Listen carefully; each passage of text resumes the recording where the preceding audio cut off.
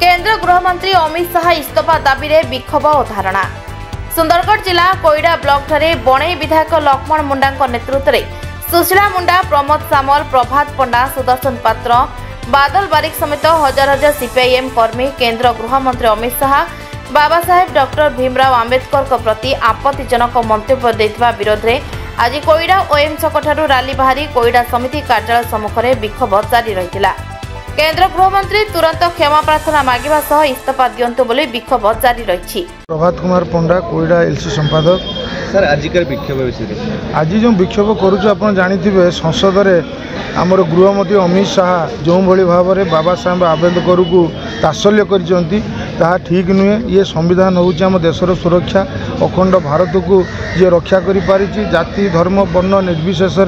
जहाँ को आज समान अधिकार मिलूची सी हूँ संविधान। से संविधान बाबा साहेब आंबेडकर लिखिं तेणु ताकू गृहमंत्री अमित शाह जो तात्सल्य कर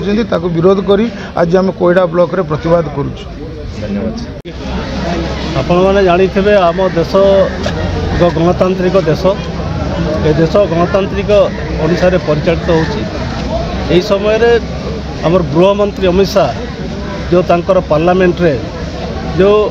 जे कि आमर संविधान प्रणेता आंबेडकर तांको ऊपर से तात्सल्य कर बारंबार तांको ना कहीकि से तात्सल्य कर आंबेडकर आंबेडकर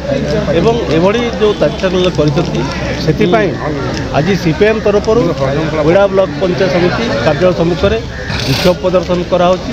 जे कि आमर गृहमंत्री अमित शाह जो बड़ी भाव में संविधान उपर जो तात्सल्य कर अपमान कर केवे बर्दाश्त करा नहीं। केवल एटिका नहीं भारतवासी ताकू निंदा कर अधिकार बल आमर ए देश चली आदिवासी दलित समस्ते उपकृत होती समस्ते स्वास्थ्य शिक्षा उपरे तांकर अधिकार मिलूँ किंतु ये अधिकार को सेमाने खनन करने चाहते एवं ता बदल से हिंदू राष्ट्र एवं मनुस्मृति ए सब लागू करने चेष्टा करमें बर्दाश्त करूँ नहीं। एणु यार प्रतिवाद रे विशेषकर अमित शाह तुरंत इस्तीफा दिंतु एवं क्षमा प्रार्थना करूँ। यही परिप्रेक्षी में आज आम कोईडा पंचायत समिति ब्लॉक सम्मुख में सीपीएम तरफ आमर गण विक्षोभ धारणा कराई। आजिकार विक्षोभ होची पार्लियामेंट रे भारत वर्षर पार्लियामेंट रे भारतर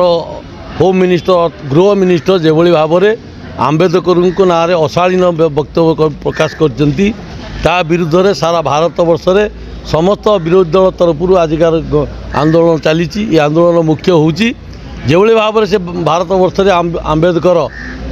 होउचंती भारत वर्षर कोटी कोटी दलित आदिवासी क्रिश्चियन मुसलमान हिंदू लोकंकर मुख्यकर्ता जी संविधान लिखिं एवं जो संविधान हिसाब से देश में चलुँ। आपण मैंने जानते जो भारत वर्ष स्वाधीन होती से जो बीजेपी ये जो अमित शाह एमाने भारत वर्ष आंदोलन झास दे नथिले इंग्रेज मानकर दलाल थिले एवं आंबेडकर जो भाषा संविधान लिखिं एमाने ताकू विरोध करी विभिन्न प्रकार पुच्छ रचना कर विरुद्ध रे अमित शाह आंबेडकर को ना जो भाव में शुद्ध भाव में प्रकाश करी एवं आंबेडकर बदल जदि भगवान को डाक ताहले तुम्हें मुख्य पाइज। आप जानती आम देशर प्रधानमंत्री अमित शाह कौन कहले मु ऊपर आसी निर्वाचन बेले कहले मेरे गंगा माया हमको बुलाया और हम पूरा डायरेक्ट ब्रह्मा का नाई भितर तलू ओह्लैले एवं ये जो अमित शाह ये हूँ गोटे तड़ीपार जे भारत वर्षर गुजरात रे हजार हजार लोक को दंगा करके मारिकी सरकार आसी ये हूँ से ही दंगाकारी भारत वर्षर जो बीजेपी पार्टी जो मुख्य ये दी जन अच्छा एमाने भारत वर्षर आदिवासी दलित मुसलमान ख्रीस्टियान विरोधी। आपण मैंने जानिथिबे एबे भी आपण मैंने जानतु सेकुलर जो जेल अच्छी सेठी हजार हजार मुसलमान हिंदू ख्रीस्टियान आदिवासी लोक मैंने कांग्रेस नेतृत्व में आंदोलन झास देते जड़े हेले बीजेपी पार्टी लोकंर ना सेठी नाही केवल सावरकर जी गद्दार करिकी इंग्रेज मान पाखरे भूल मागिकी आसिकी दलालगिरी कला एवं बता जो बड़ी भाव में भारत वर्ष में चली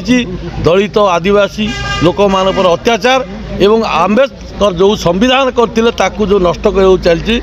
आज सारा भारत वर्ष में आंबेडकर को गादी छाड़ इस्तीफा दियो दाबी ये आंदोलन शांतिपूर्ण भाव में चली। सुंदरगढ़ कोईडारू डमू पात्रଙ୍କ रिपोर्ट प्रतीक्षा न्यूज।